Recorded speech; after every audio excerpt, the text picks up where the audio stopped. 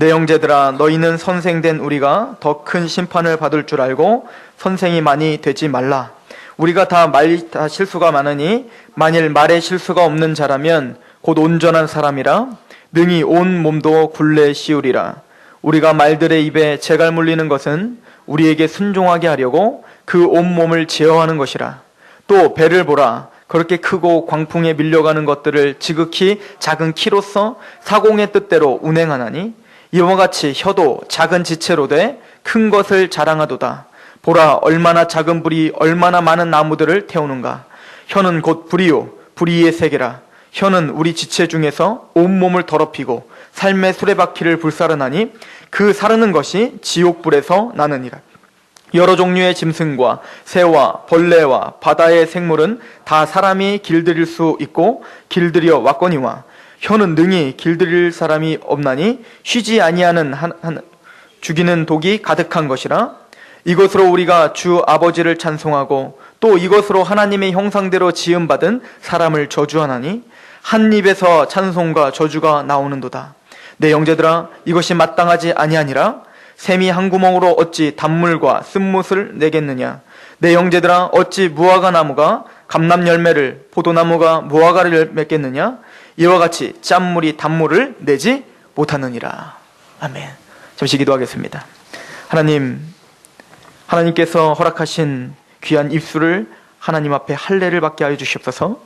그리하여서 정말로 하나님 주신 입술을 통하여서 사람을 살리고 정말 하나님의 나라를 확장하는 일에 쓰임받는 귀한 도구로 사용될 수 있도록 붙잡아 주옵소서. 이 시간 하나님의 말씀 앞에 서 있사오니 겸손하게 하나님 말씀을 듣고 전할 수 있도록 우리의 생각과 우리의 입술과 마음을 주장하여 주옵소서. 예수 그리스도의 이름으로 감사하며 기도하옵나이다. 아멘.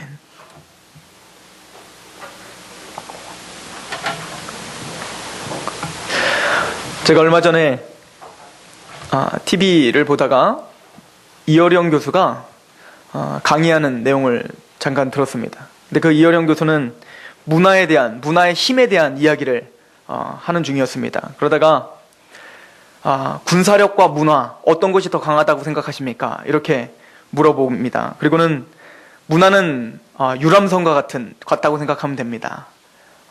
군사력은 전투함과 같다고 생각하면 됩니다. 그러나 전투함과 군함 중에 어떤 것이 더 강할까요? 이렇게 물어봅니다. 그리고는 예화를 하나 드는데 이런 예화를 들더라고요. 여러분들이 잘 알고 있는 클레오파트라 잘 아시죠? 클레오파트라는 유람선과 같은 여인입니다. 클레오파트라는 전투력이 없지요. 무기가 없단 말입니다.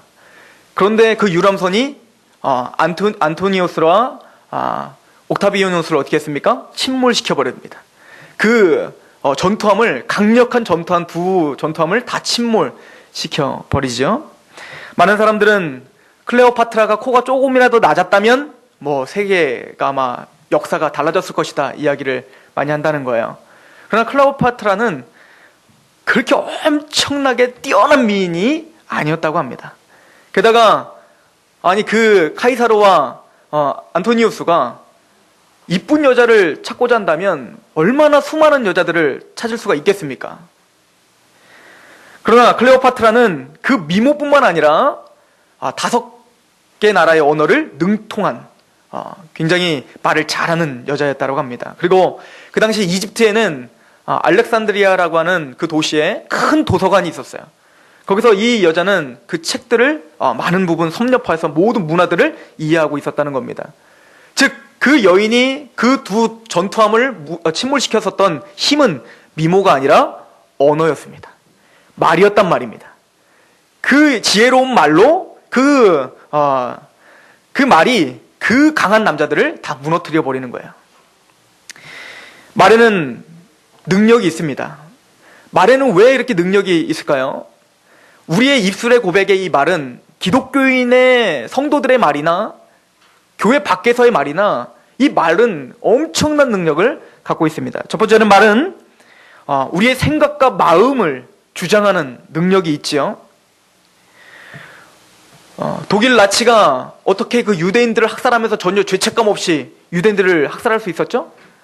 히틀러의 명연설 때문에 그렇습니다. 민족주의를 고양시키고 그것이 더 합당하다라고 하는 어떤 당위성을 연설로다가 합리화시켜버리니까 그 생각과 마음이 마비가 돼버린 거예요. 말은 또한 우리의 영혼에 침투를 해서 영혼에 영향력을 끼치는 것이 바로 말입니다. 여러분들 믿음은 어떻게 생깁니까? 로마서 10장의 믿음은 들음에서 나며 들음은 그리스도의 말씀으로 말미암는다. 여러분들이 구원을 받는 거, 여러분들 영혼이 변화되고 영혼이 거듭나는 것도 말의 영향력이에요. 믿으십니까? 즉 이 말은 창세기를 열자마자 이 말의 중요성에 대해서 이야기하죠. 하나님께서 천지를 창조하시되 무엇으로 창조하셨습니까? 말씀으로 창조하십니다. 하나님의 형상대로 지음받은 인간들의 이 말은 반드시 능력이 있고 힘이 있습니다. 어찌 보면 육체적인 폭력보다도 이 말의 폭력이 더 강할 것입니다. 말은 영혼과 마음과 생각을 주장할 뿐 아니라 그 영혼과 마음을 상하게 하고 힘들게 할 수도 있죠. 그리고 우리는 그걸 스트레스라고 합니다. 그리고는 우리가 잘 알고 있는 대로 이 스트레스와 마음의 병이 모든 육체의 병의 근원이라는 거예요. 그러므로 이 마음의 병은 육체까지도 영향력을 끼치는 겁니다. 어떤 무시당하는 말을 들으면 힘이 쫙 빠지죠. 나에 대해서 폭언을 가하면 그냥 힘이 쭉 빠집니다. 그리고 뭐 실제적으로 육체도 아파와요. 막 몸살기가 오지 않습니까? 그럼 말은 단순히 말이 아니라 능력이라는 겁니다. 교회 안이나 교회 밖이나. 말에는 긍정적인 영향력이 있습니다. 여러분들의 입술의 고백이 바로 긍정적인 영향력을 끼칠 수 있고 또 한 사람의 생명을 살릴 수도 있고 죽일 수도 있는 능력이 된다는 말입니다. 이탈리아 나폴리의 한 공장에 한 소년이 열심히 일을 했습니다. 그 소년에겐 꿈이 있었어요. 나는 앞으로 위대한 성악가가 되리라. 그리고는 돈을 모아서 그 얼마 되지 않는 그 돈으로다가 개인 레슨을 받으려고 하는 거예요. 그 개인 레슨을 첫 번째 딱 받은 날, 그 자기가 피땀 흘려 벌은 그 조그만 돈으로 레슨비를 내고 처음 딱 레슨을 받는 그날 그 교사가 이렇게 이야기를 했습니다. 너는 성악가로서 자질이 없어. 내 목소리는 덤문에서 나는 바람소리와 같구나. 얼마나 실망했겠습니까? 자기 모든 꿈이 다 좌절되지요. 전공자인 그 사람이 자기를 보기에 자기는 아무런 희망이 없고 소망이 없다는 그 말에 모든 꿈이 다 좌절됐습니다. 그때 그 소년의 엄마는 그 아이를 꼭 끌어안고 이렇게 이해했다고 합니다. 아들아, 너는 할 수 있다. 실망하지 말거라. 내가 훌륭한 성악가가 되도록 이 엄마는 어떤 희생도 다 감수할 터니 힘내거라. 이 사람이 누군지 아십니까? 세계적인 성악가 인리코 카루소입니다. 카루소라고 하는 성악가가 바로 그 한마디에 의해서 태어났습니다. 여러분들, 우리 기독교의 기도의 사람 하면 가장 먼저 떠오르는 사람이 있어요. 5만 번의 기도 응답을 받은 조지 뮬러입니다. 우리 도서관에도 책이 있으니까 꼭 읽어보시기 바랍니다. 그 조지 뮬러는 300명 이상의 고아들을 기른 고아의 아버지로도 유명합니다. 이 사람은 하나님 앞에 얼마나 헌신적이었는지 하나님이 크게 쓰었던 하나님의 도구입니다. 근데 이 조지 뮬러는 처음부터 이런 위대한 사람이 아니었습니다. 이 사람은 어렸을 때 도벽이 좀 있었습니다. 아버지의 돈을 훔치고 또 가게에 들어가서 뭘 훔치고 거짓말을 일삼고 유흥업소에 다니고 청소년에 대해서는 유흥업소에 다녀서 경찰서를 왔다 갔다 하다 나중엔 교도소까지 들어가게 됐습니다. 많은 사람들은 손가락질했습니다. 천성이 저렇구만. 쟤는 원래 저런 애야. 그런데 그 동네 한 목사님이 그 조지 뮬러를 찾아가서 이야기했습니다. 조지, 나쁜 버릇을 하루아침에 고칠 수는 없지만 하나님은 한 번 택하신 자녀를 절대 버리지 않으신단다. 낙심하지 말거라. 노력하면 너도 반드시 훌륭한 사람이 될 거라. 그때 그 말을 듣고 변화가 됩니다. 그리고는 그때부터 정말 하나님의 사람으로 살기로 결정을 합니다. 우리가 쉽게 내뱉는 그 한마디가 한 사람의 인생을 변화시킬 수 있어요. 그러나 말은 또 부정적인 영향도 끼칠 수 있습니다. 제가 중학교 때의 일입니다. 중학교 때 초등학교 때부터 저랑 친했던 친구 한 명 있어요. 공부를 참 못합니다. 그 아이를 제가 조금 더 공부를 잘한다고 그 아이를 제가 공부를 알려줬어요. 그때 막 영어를 좀 알려주고. 왜 웃으십니까? 저도 가르칠 수 있다고요. 영어를 가르치고 그랬는데 이 아이가 알파벳을 이제 막 외우는 거예요. 야, 너 진짜 잘한다. 너 진짜 이대로만 하면 너도 공부 금방 잘할 수 있겠는데? 제가 막 했더니 얘가 기분이 좋은 겁니다. 근데 진짜 중학교를 들어갔는데 얼마 후에 얘가 레슬링부에 들어간 거예요. 그 당시에 레슬링부, 저희 학교에 다녔던 레슬링부는 그냥 그런 아이들이 가서 담배하고 본드하고 그렇게 타락하는 노선이었거든요. 요즘 많이 달라졌겠지만 너무 안타까운 거예요. 정말. 근데 그 아이가 3년 내내 레슨부에서 그 나쁜 아이들과 어울려서 정말로 대학교도 안 가고 고등학교도 안 가고 그냥 그렇게 살아가는 겁니다. 근데 그 아이를 보면서 내가 너무 안타까운 거야. 조금만 하면 얘는 충분히 좋은 친구들과 충분히 그렇게 어울려서 충분히 하면 됐을 텐데 왜 이렇게 됐을까? 그러나 그 이유를 제가 고등학교 때 알았어요. 제가 고등학교 때 반창회를 하는데 그 친구 한 명이 저랑 또 친했던, 같이 놀았던 친구 한 명인데 그 친구가 저한테 고백을 하더라고요. 그 친구를 바라보면 자기는 항상 짐이 있다는 거야. 죄책감이 생긴다는 거야. 왜 그러냐? 그 아이가 중학교에 딱 올라가서 입학식이 얼마 지나고 난 다음에 그 아이한테 이렇게 얘기했다는 거야. 너는 공부해도 안 돼. 뭘 공부하겠다고 무슨 책가방에 영어 책을 들고 다니냐. 웃기지 말고 넌 저기 레슬링부나 들어가. 그래서 운동이나 하셔. 근데 그 한마디에 이 아이가 마음이 다 무너져 버린 거야. 그리고 정말 레슬링부에 들어간 겁니다. 그리고 그 인생을 정말 그렇게 살았습니다. 우리가 쉽게 내뱉는 그 한마디가 한 사람의 인생을 변화시킬 수 있습니다.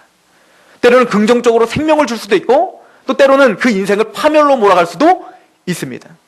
그렇게 극단적인 이야기를 들지 않아도 우리는 우리의 말 한마디로 한 사람을 기분 좋게도 할 수 있고 기분 나쁘게도 할 수 있고 분노를 내게 할 수도 있고 때로는 좋은 영향력으로 나의 편을 만들 수도 있습니다. 잠언서 12장 18절은 이렇게 말합니다. 칼로 찌른 것 같이 함부로 말하는 자가 있거니와 지혜로운 자의 말은 양약과 같으니라. 때로는 힘들어하고 낙심되는 그 사람에게 한마디 사랑의 말을 할 때 그 사람이 그게 양약과 같은 일이 벌어질 수도 있습니다.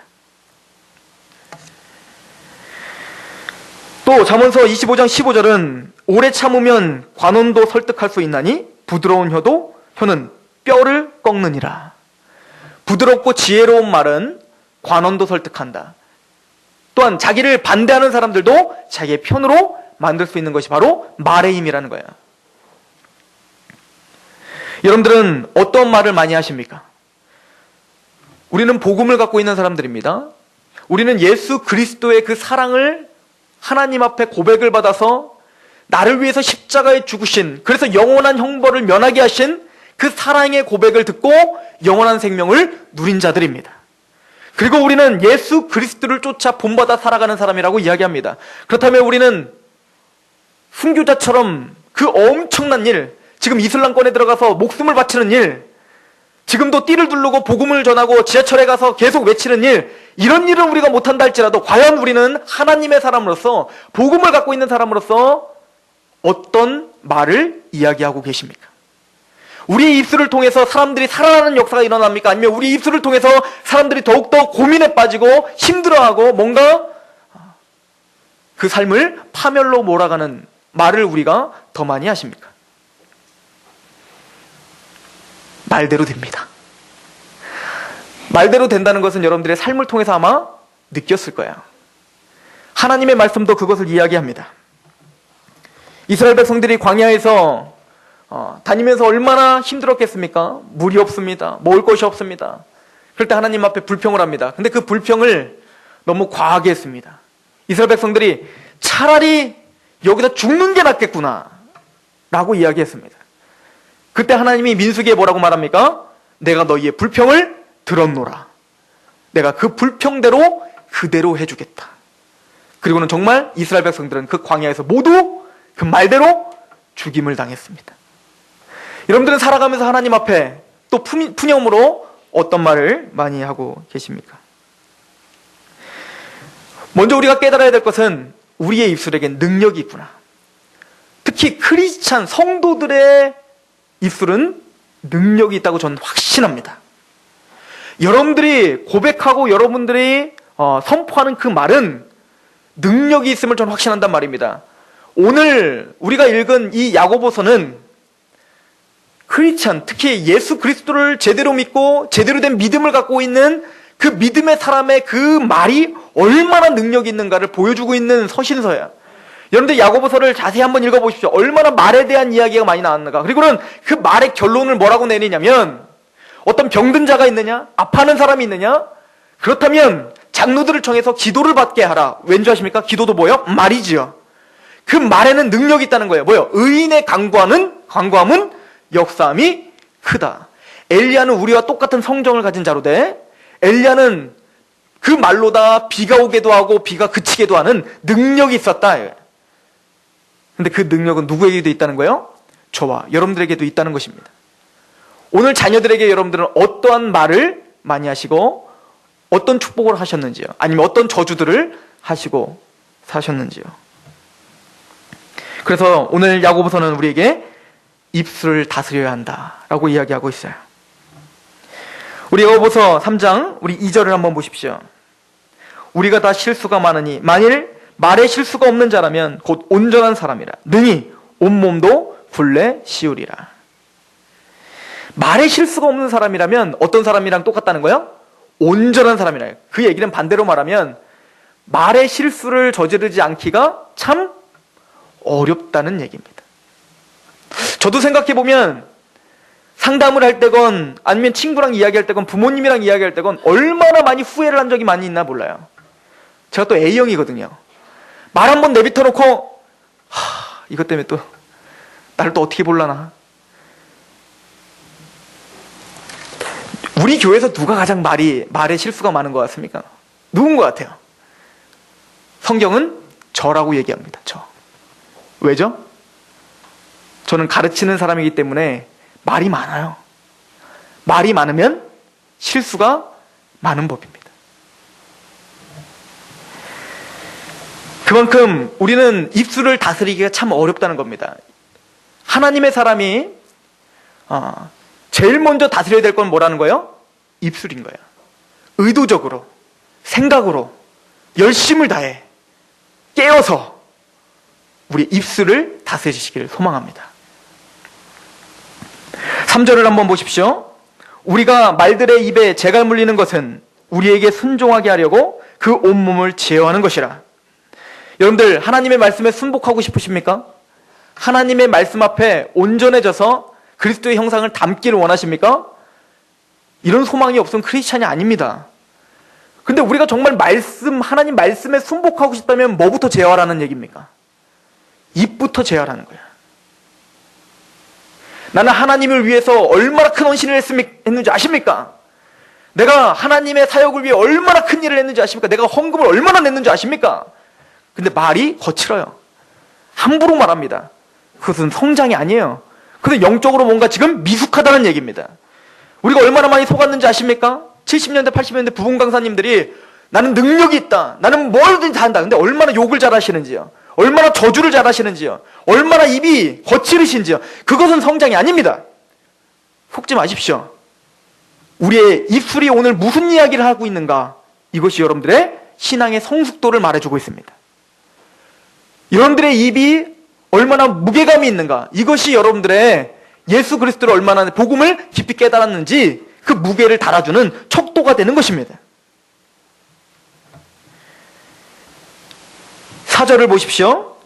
또 배를 보라. 그렇게 크고 광풍에 밀려가는 것들을 지극히 작은 키로서 사공의 뜻대로 운행하나니 이와 같이 혀도 작은 지체로 돼 큰 것을 자랑하는도다. 보라, 얼마나 작은 불이 얼마나 많은 나무를 태우는가. 조그만 불씨 하나가 전체 산을 다 태워버리는 것처럼 우리의 조그만 그 한마디가 그 사람을 파멸로 몰아갈 수 있다고 성경은 지금 경고해주고 있는 거예요. 5절입니다. 같이 읽어볼까요? 시작. 이와 같이 혀도 작은 지체로 돼 큰 것을 자랑하는도다. 보라, 얼마나 작은 불이 얼마나 많은 나무를 태우는가. 지혜로운 말이 떠오르지 않을 때는 침묵하는 게 맞습니다. 이 말 저 말 하기보다 차라리 침묵이 더 나을 때가 있다는 얘기예요. 그래서 야고보서는 이렇게 이야기를 합니다. 1장 19절 이렇게 한번 읽어볼까요? 야고보서 1장 19절 시작. 내 사랑하는 형제들아, 너희가 알지니 사람마다 듣기는 속히 하고 말하기는 더디하며 성내기도 더디하라. 우리는 그렇게 지혜롭지 못합니다. 우리의 생각은 한계가 있어서 다 내 주관에 따라서 판단하게 돼 있습니다. 내 주관에 따라서 아무것도 모르고 그 승질이 난 그대로 그냥 입 밖에 내버리면 반드시 화가 오기 마련입니다. 우리는 상대방을 다 이해할 수 없습니다. 상대방의 상황을 이해할 수 없습니다. 그러므로 우리는 어떻게 됩니까? 말을 아껴야 되는 거예요. 이것이 성도의 마땅히 지켜야 될 하나님의 말씀입니다.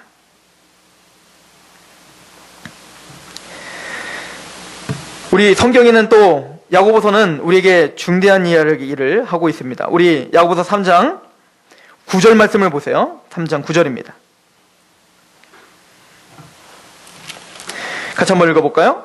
시작. 이것으로 우리가 주 아버지를 찬송하고 또 이것으로 하나님의 형상대로 지음을 받은 사람을 저주하나니. 왜 우리가 저주를 그쳐야 될까요? 왜 우리가 비판을 하지 말아야 될까요? 왜 우리가 교회 안에서, 직장에서, 가정에서 비판함을 그만둬야 될까요? 교리적인 이야기를 하고 있습니다. 이것은 단순히 윤리적인 이야기가 아니라 교리적인 이야기입니다. 하나님의 말씀을 상고하는 사람이라면 반드시 우리 마음판에 새겨야 될 교리적인 이야기란 얘기입니다. 성경은 그 이유에 대해서 이렇게 말합니다. 모든 사람은 다 누구의 형상대로 지음을 받았다? 하나님의 형상대로 지음을 받은 자를 저주하는 것은 죄라는 거예요. 생각해 보십시오. 제가 신방을 합니다. 그래서 여러분들의 집에 갔습니다. 갔더니 여러분들이 맛있게 음식을 차렸어요.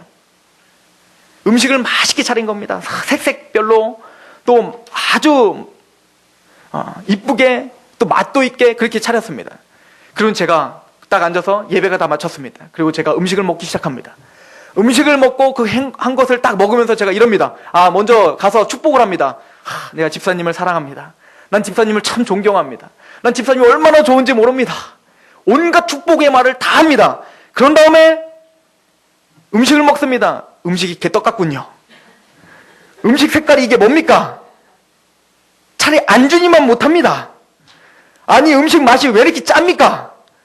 당신이나 드시지요. 말하는 제가 진짜 그렇다는 건 아니고요. 다음부터 이따위 음식을 주시려면 절 부르지도 마시지요. 그 음식에 대해서 저주를 냈다고 해봅시다. 그리고는 나갈 때 난 그러나 당신을 사랑합니다. 말이 됩니까? 여러분들 마음이 어떠시겠습니까? 이게 지금 하나님이 우리에게 하시는 말씀입니다. 하나님은 모든 사람을 귀하게 하나님의 형상대로 창조했단 말입니다. 하나님의 창조물들이란 말입니다. 우리는 입술로 하나님을 찬양합니다. 하나님 경배받기 원합니다. 하나님이 만드시는 거는 모든 것이 다 아름답습니다. 하나님은 영광받기 합당하십니다. 난 하나님이 참으로 좋습니다. 하나님이 행하시는 일들은 모두가 다 선합니다. 그리고는 하나님이 만들어 놓으신 그 창조물에 대해서는 저주를 퍼붓습니다. 우리는 그러고 살았던 겁니다. 이런 이해 안 되는 그런 상황을 우리는 스스로 만들어내고 살았던 겁니다. 이건 제 얘기가 아닙니다. 교리라고 했습니다. 하나님의 말씀이라고 했습니다. 우리가 오늘 너무 쉽게 비판하고 저주를 퍼붓는 그 사람은 하나님의 형상대로 지은 하나님의 창조물입니다. 그를 욕하고 그를 저주하는 것은 하나님을 모독하는 일입니다. 속지 마십시오. 하나님을 입술로 찬양한다고 해서 하나님을 찬양하는 것이 아닐 수 있습니다. 하나님의 창조물들, 여러분들 자연 만물을 보면서 감격하시고 그 자연 만물을 통해서 하나님을 경배하시기 바랍니다. 너무 아름답습니다. 하나님 이렇게 아름답게 만드시다니요. 여러분들이 그 아름다운 그 벚꽃 쫙 핀 그런 산을 보면서 어떻게 탄성을 내지릅니까? 제가 오늘 그저께 한번 그렇게 했습니다. 비 오기 전에. 진짜 이쁘다. 이건 하나님에 대한 찬양입니다. 하나님 정말 아름답게 만드셨군요. 와, 하나님 어떻게 이렇게 만드셨습니까? 하나님 능력이 정말 대단합니다. 하나님 정말 지혜가 이렇게 무궁하시다니요. 너무너무 놀랍습니다. 이게 하나님을 찬양하는 방법이에요. 그런데 가장 귀하게 창조한 내 형제자매들을 저주한다는 건 하나님의 그 창조의 섭리와 그 능력을 묵사발로 만들어버리는 겁니다. 그것은 하나님을 찬양하는 입술이 아니라는 거예요. 그래서 오늘 야고보서 말합니다. 어떻게 한 입에서 하나님을 찬양하고 한 입에서 저주가 나가느냐? 그럼 말도 안 된다. 이거는 그런 일이 나가는 기적이다. 근데 우리는 기적을 만들어내는 사람들 아닙니까? 예배 때는 하나님을 찬양하지요. 나 무엇과도 주님을 바꾸지 않겠습니다. 나 주님의 기쁨 되기 원합니다. 그런데 오늘의 삶에서는 하나님의 창조물들을 여전히 아무런 비판력 없이 우리는 저주하기 쉬운 사람들 아닙니까? 회개를 해야 됩니다. 그리고 하나님이 지은 그 창조물에 대해서 축복하시기 바랍니다. 예수님께서 제자들을 파송하시면서 말한 게 있습니다. 너희들은 어느 집에 가든 평안을 빌라. 축복하라는 겁니다. 만약에 그 평안과 그 축복을 받을 만하면 그 축복이 그들에게 갈 것이요. 만약에 그들이 그걸 거부하고 너희들을 받아들이지 않는다면 그 축복은 너희에게 가리라. 이 말씀은 하나님의 약속입니다. 로마서 12장 14절은 너희를 핍박하는 자들에게 축복하라 라고 말합니다. 우리를 핍박하는 자들도 축복받을 대상입니다. 믿으십니까?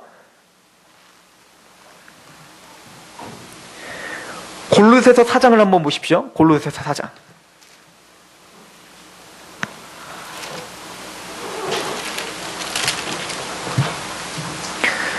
(5절에서 6절입니다) 골로새서 4장 5절에서 6절.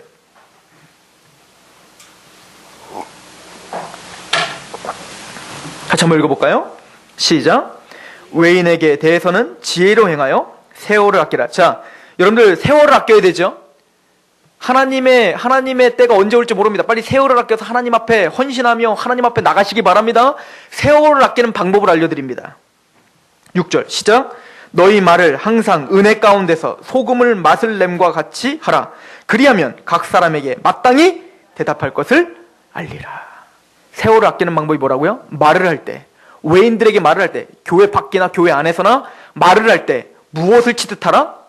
소금을 치듯 하라. 이게 무슨 얘기입니까? 여러분들 싱거운 음식 먹으면 얼마나 기분이 나쁩니까? 근데 거기에 약간의 적당한 소금을 딱 치면 어때요? 너무 맛있잖아요. 나트륨 섭취 안 하십니까? 그 얘기인 거예요. 말을 한마디 하더라도, 똑같은 말을 하더라도 지혜롭게 생각하면서 하자는 거예요.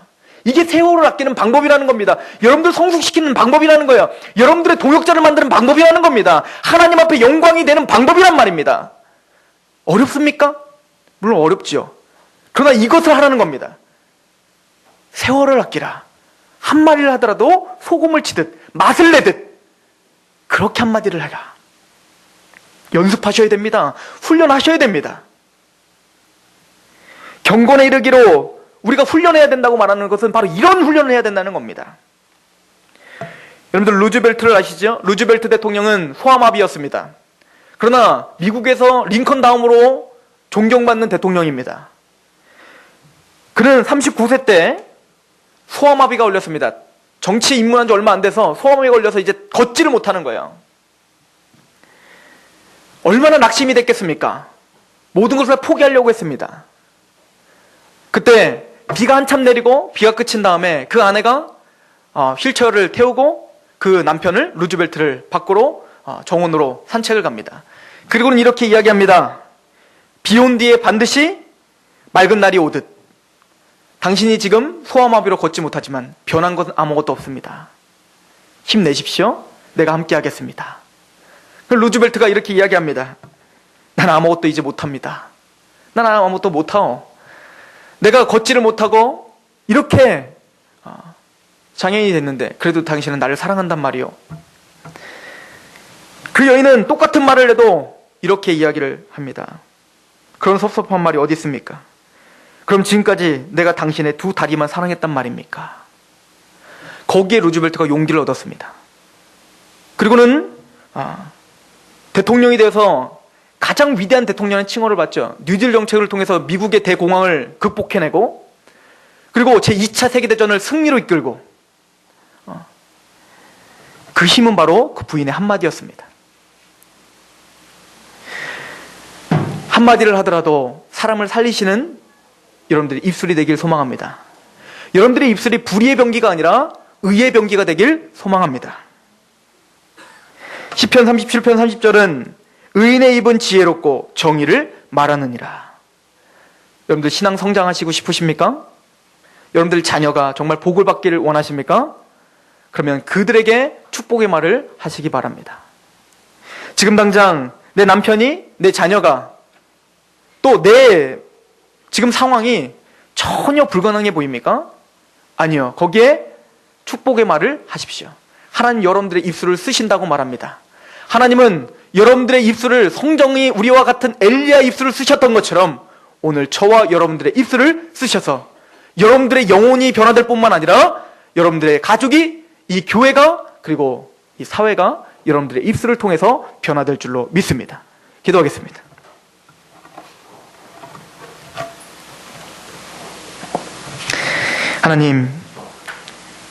하나님이 우리에게 주신 이 입술을 통하여 하나님을 찬양합니다. 오늘도 하나님을 찬양했습니다. 영광받게 합당하신 하나님, 내가 당신이 참 좋습니다. 하나님이여, 나의 소원이 있다면 하나님을 기쁘게 해드리는 것입니다.